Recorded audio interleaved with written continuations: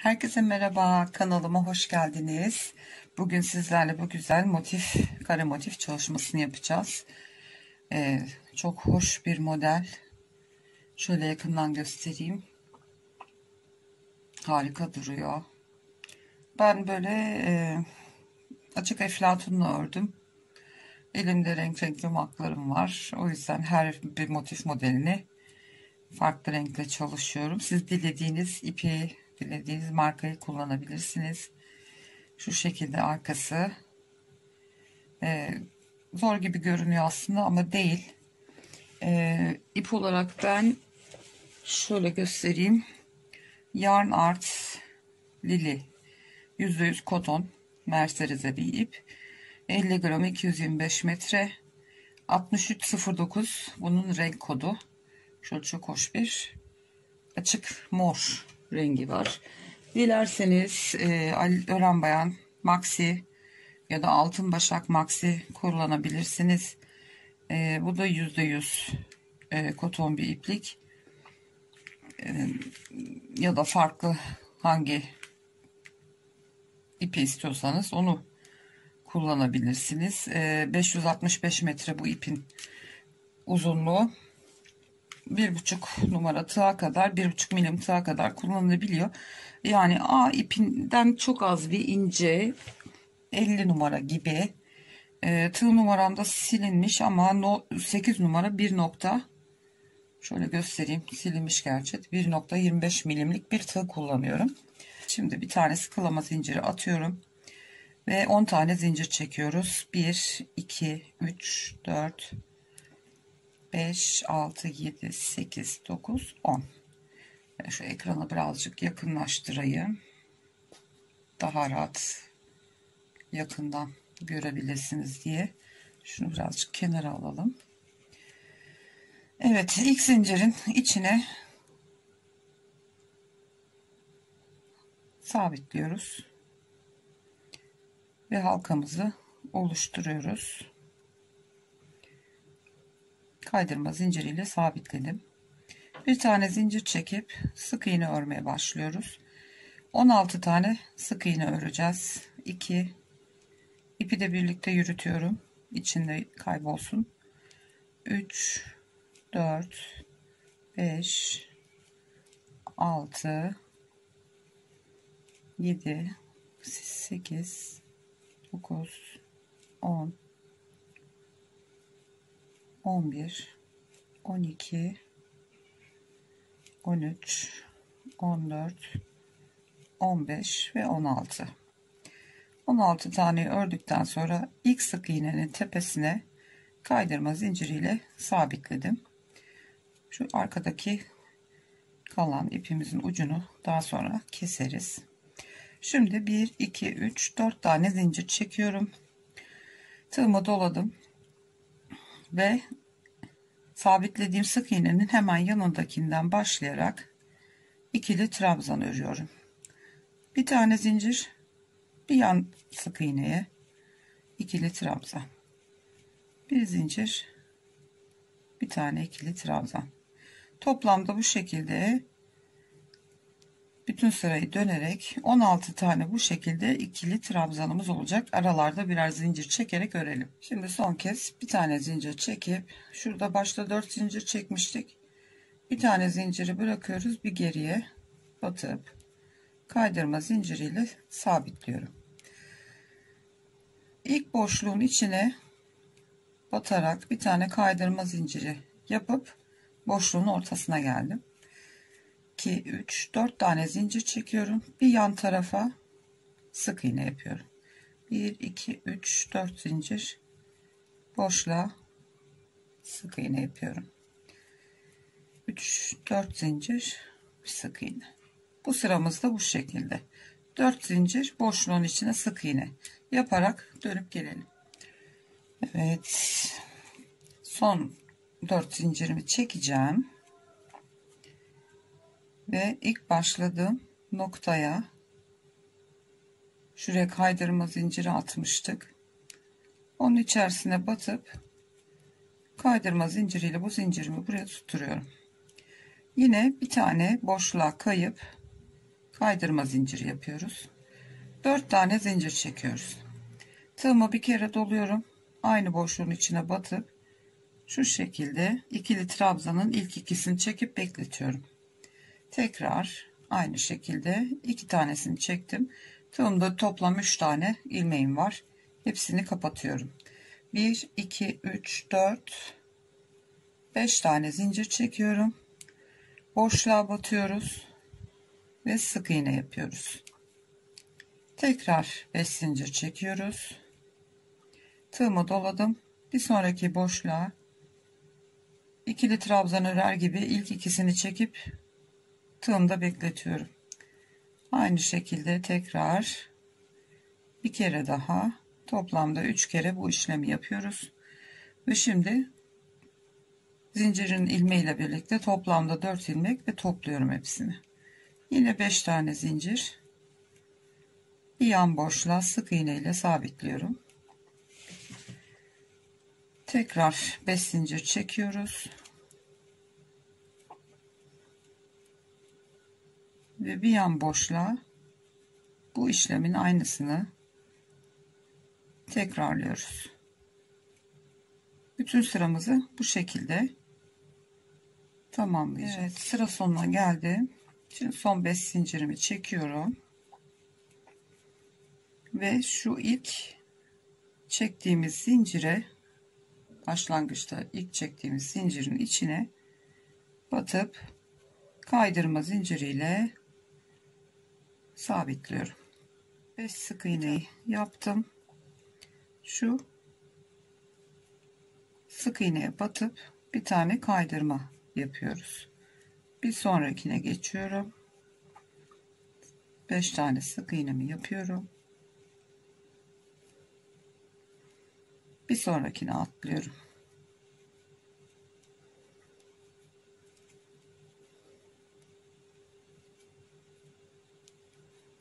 Beş tane sık iğnemi yaptım. Bir alt sırada birleştirdiğimiz sık iğneye batıyorum ve kaydırma zinciri yapıyorum buraya, ortaya. Tekrar 5 sık iğneyi yapıyorum. Sizin zincirleriniz gevşek olur, 6 tane de doldurabilirsiniz. Bu şekilde sıramızı tamamlayıp gelelim. Motifimiz bu hale aldı. Şimdi sıranın sonuna geldik ve ilk yaptığımız sık iğnenin tepesine batıp kaydırma zinciriyle kapatıyoruz. 1 2 3 4 5 6 7 8 9 10 tane zincir çekiyoruz ve tam şunun tepesine denk gelen merkezdeki sık iğneye batıp sık iğne yapıyoruz. 2 3 4 5 6 7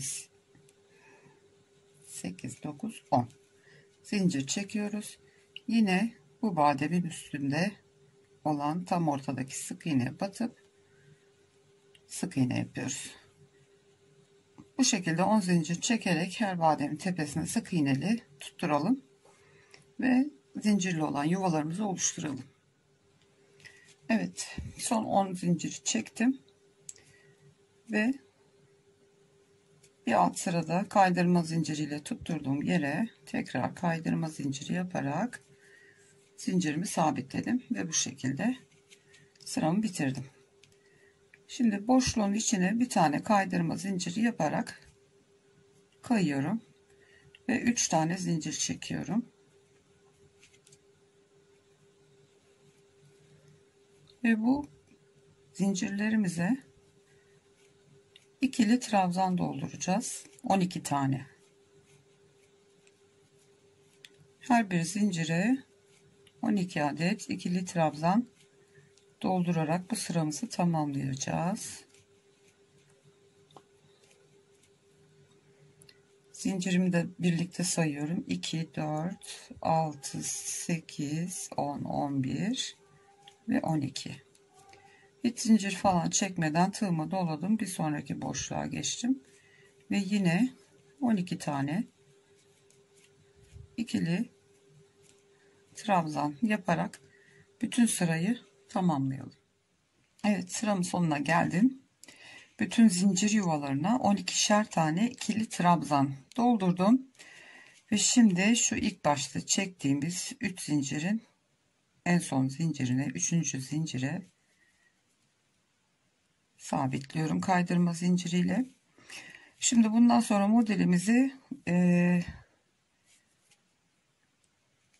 trabzanların üstünden devam edeceğiz. 4. trabzana kadar ilerlememiz gerekiyor.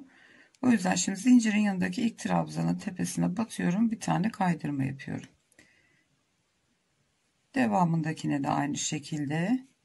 Şu anda 3. trabzana ulaştık zincirle birlikte. 4. trabzanın tepesine de geldim. Ona da kaydırma zinciri yaptım. Ve şimdi 1, 2, 3, 4, 5, 6, 7 tane zincir çekiyorum. Tığımı 2 kere doladım. Hemen yanındaki trabzandan başlıyorum. 2 2 çekerek üçlü bir trabzan ördüm. Araya 3 tane zincir çekiyoruz. 2 kere tığımı doladım. Bir sonraki trabzana 2 2 çekerek üçlü trabzanımı yaptım. 3 zincir çekiyoruz. 2 kere tığa doluyoruz. 4. kez aynı işlemi yapıyoruz. Tekrar 3 zincir. Yanındaki trabzana batıyoruz. Zincirle birlikte 2 4 5 oldu. Bir tane daha yapacağız. Toplamda 6 tane üçlü trabzan olacak. Yani şöyle kenarlarda 4, üçer tane ilmek kalıyor. Ortadaki 6 tane trabzanı kullanıyoruz. Bir sonrakine geçiş yapmak için direkt tığıma 2 kere doluyorum. 1 2 3 taneyi atlayıp dördüncüye batıyorum ve aynı işlemleri burada da yapacağız. 3 zincir çekeceğim. 2 kere doladım. Bir yanındakine batacağız. Aynı şekilde 6 tane böyle üçlü trabzan da buraya yapacağız. Hepsinin tepesine 6'şar tane üçlü trabzan yaparak bu sıramızı da tamamlayalım. Evet arkadaşlar, sıranın sonuna geldim. Şimdi burada 7 zincir çekerek başlamıştık. Buradan itibaren 3 tane zincir geri sayıp dördüncüye batıyoruz ve kaydırma zinciriyle sabitliyoruz. Artık son sıramıza geldik. Şu sık iğneyi ve şu uç kısımlarını aynı anda yapacağız. Şimdi 6 tane trabzanların arasında 5 tane boşluğumuz oluştu. Şimdi bir tane zincir çekiyoruz. Ve şu boşlukların her birine 4'er tane sık iğne dolduruyoruz. 3 ve 4. Bir yandakine geçiyoruz. Aynı şekilde 4 tane sık iğne yapıyoruz. Ve bu 5 boşluğa 4 köşemiz olacak. 4 tanesi de bu şekilde sadece sık iğne ile tamamlanacak. İlk önce köşesiz olan kısımla başlıyoruz. Sonuncusuna da 4 tane sık iğne dolduruyorum. 3 ve 4. Evet, ilk dilimimizi tamamladık.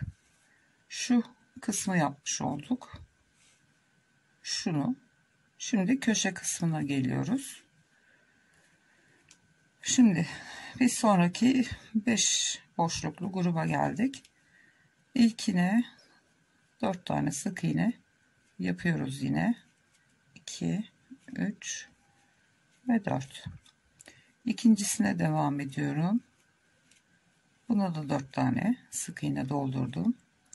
Tam şu ortasına gelen kısımdaki yere 2 tane sık iğne yapıyoruz. 1 2 3 4 5 tane zincir çekiyoruz. Ve şu şekilde ilmeklerin ön kısmından batıp buraya bir tane pipirik yaptık. 2 tane sık iğne yapmıştık. 2 tane daha örüp bu boşluktaki 4 sık iğneyi tamamlıyoruz. Şimdi 2 tane kaldı bu baştaki gibi. 2 tane sık iğne örüyoruz ve 15 tane zincir çekiyoruz şimdi. 5, 10, 11, 12, 13, 14, 15. Tığımdan çıkartıyorum. Birinci değil, ikinciye geliyorum ve 1, 2, 3. sık iğneye batıyorum.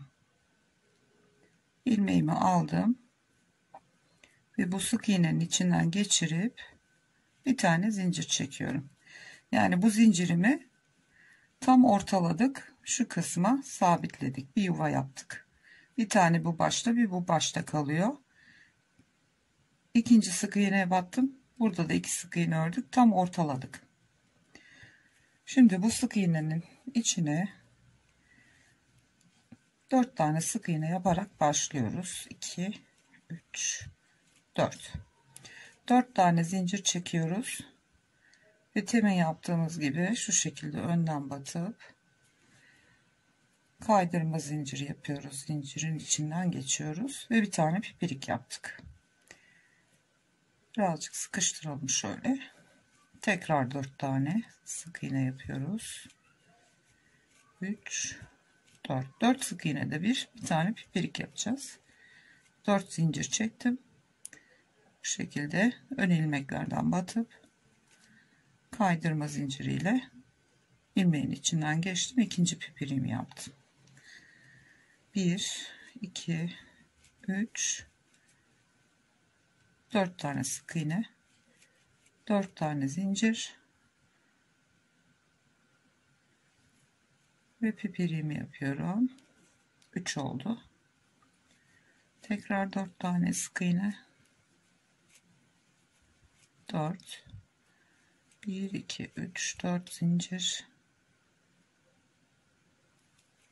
tekrar bir pipirik. Dördüncüyü yaptık.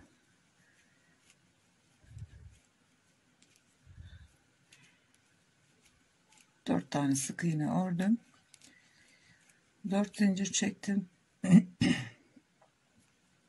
Ve yine bir tane pipirik yapıyoruz.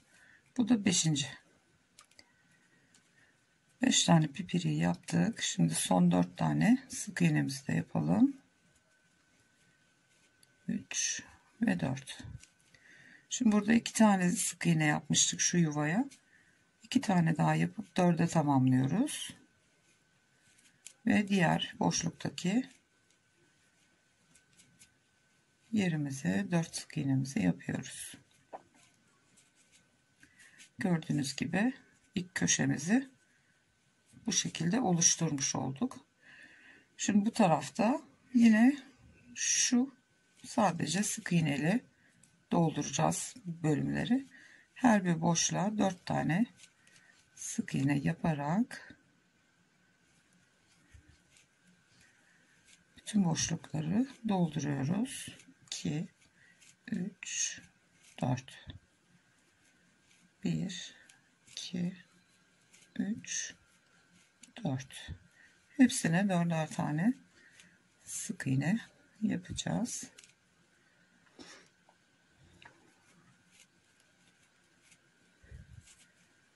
Motifin eklenmesini de göstereceğim. Şimdi yine köşe kısmını yapacağımız yere geldik. İlkini 4 tane doldurdum.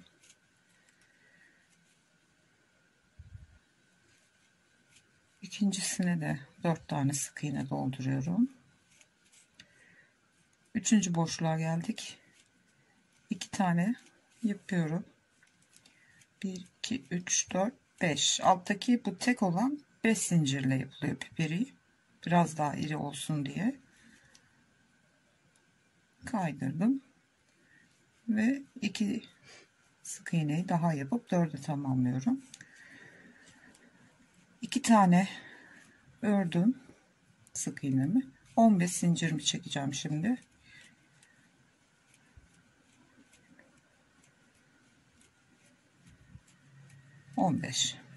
Tığımdan çıkartıyorum. 2 sık iğne örmüştük. 1, 2 sık iğne de bu taraftan bırakacağız. Bu ortadaki, ona dokunmuyoruz. Bu piperiğin bir solunda bir sağında birleştirme yapmış olacağız. 2 tane, bir, 2 tane geri gidiyoruz. İkinciye batıyorum. İlmeğimi alıyorum ve içinden geçiriyorum. Bir tane zincir çekiyorum. Şimdi eklemeyi bu taraftan yapacağımız için şu kısma gelmem gerekiyor. O yüzden şu son 2 piperikte ekleyeceğiz. O yüzden şimdi ilk önce 4 tane sık iğnemizi yapıyoruz. 4 zincir çekiyoruz.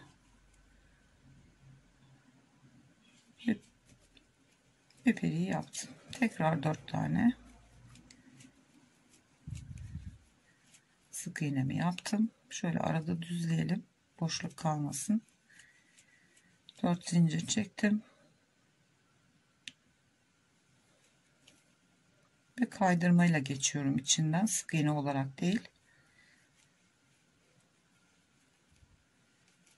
2, 3, 4 sık iğnemi yaptım. 1, 2, 3, 4.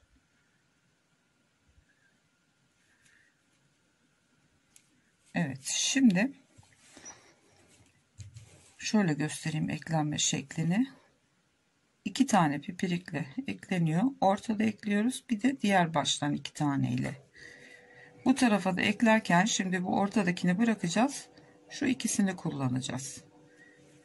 Şuraya ekleyeceğimiz için şu 2 tane, bu 2 tane, bir de buradan ortadan ekleme yapacağız. O yüzden şimdi bu son 2 pipiri yaparken eklememe de başlayacağım. 4 tane sık iğnemi öreyim. 2, 3, 4. 2 zincir çekiyorum. Birinci değil, ikinci pipirikten başlıyorum. Tığımla geçirdim içinden, ilmeğimi aldım. İçinden geçirdim. 2 zincirimi çekiyorum. Tekrar buradan batıp kaydırmayı yapıp birleştiriyorum. Gördüğünüz gibi 2 tane pipiri birbirine ekledim. Aradaki 4 tane sık iğneyi örüyoruz. Şimdi bunu birleştireceğim. Pardon. Şunu 2 tane örüyorum. Tığımı çıkarttım. Pipiriğin içindeki boşluktan geçiriyorum. İlmeğimi aldım. İçinden geçirdim. 2 zincirimi çektim.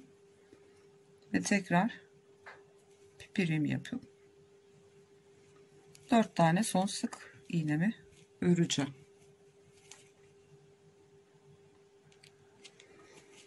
Evet, 4 tane sık iğnemi ördüm. Şimdi şöyle göstereyim. Şimdi 2 tane pipiriği birleştirdik. Şimdi şu orta kısma kadar öreceğiz. Şu ortada bir birleştirme var. Ondan sonra şu 2 tane ile birleştirmemizi yapacağız.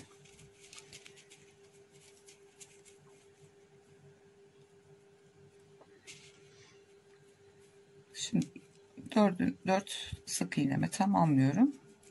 Son boşluğumdaki 4 sık iğneyi örüyorum.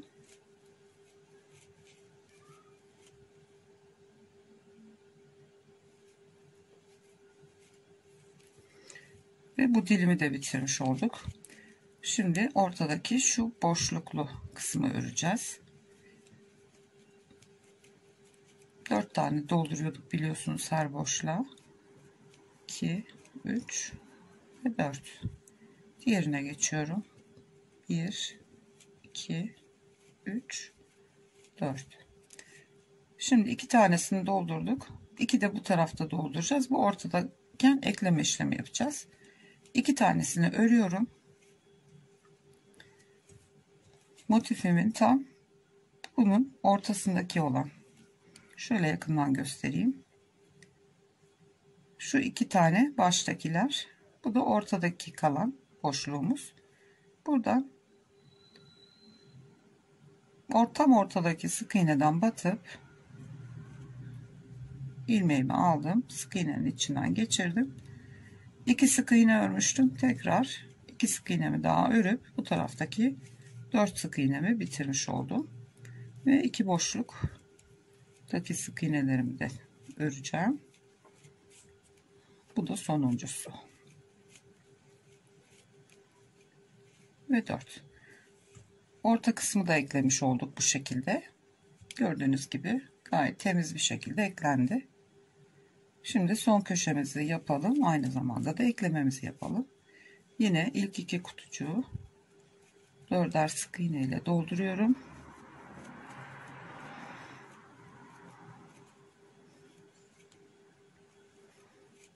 Ortadakine geldim. Burada ne yapıyorduk? 2 sık iğne örüp 5 zincir çekip şu alttaki pipiriyi oluşturuyorduk. Bunu 5 zincirle yapıyoruz demiştim, birazcık daha büyük olsun diye. Devam ediyorum. 3. ve 4. sık iğnemi ördüm. 4. boşluğa geçtiğimde 2 tane örüp 15 zincir çekiyorduk.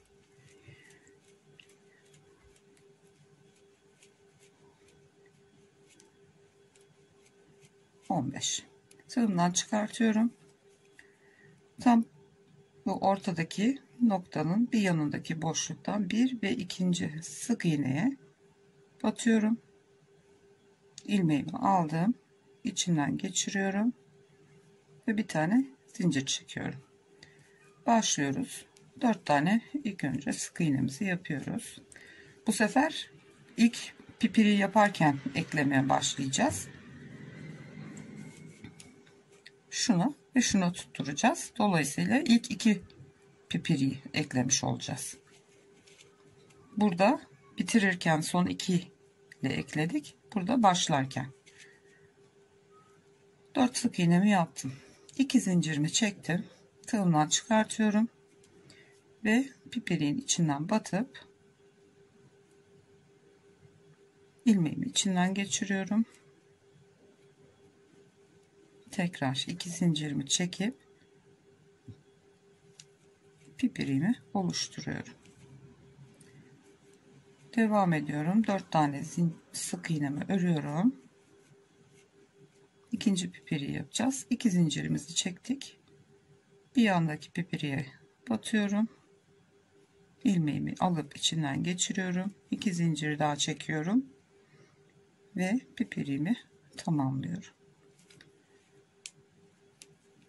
Evet, ekleme işlemimizi bitirmiş olduk böylece. Şimdi motifi tamamen ben örüp bitireyim. Aynı işlemleri devam ediyoruz. Buraya 3 tane daha pipirik yapacağız. Burayı sırf sık iğne ile dolduracağız. Buraya 4. köşemizi oluşturacağız. Ve tamamen motifimizi bitirmiş olacağız. Eklemesini de gösterdim.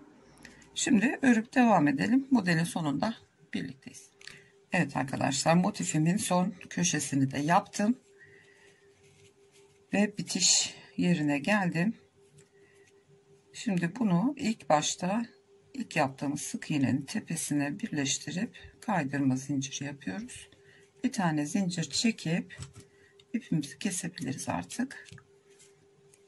Bunu bu arka tarafta sık iğnelerin arasından gizleyeceğiz. İlkine ben düğüm atıyorum. Ne olur ne olmaz sökülmesin diye. Ve şimdi bu iplikleri bütün sık iğnelerin arasından geçireceğim ileriye doğru. Bu şekilde 3 motif eklendi. 4.'yü eklerken 2 kenar ekleme yapacaksınız. Umarım beğenmişsinizdir. Ben çok sevdim. Bir sonraki videoda görüşünceye kadar kendinize çok iyi bakın. Videolarımı beğenmeyi ve yorum yapmayı unutmayın lütfen. Şimdilik hoşça kalın.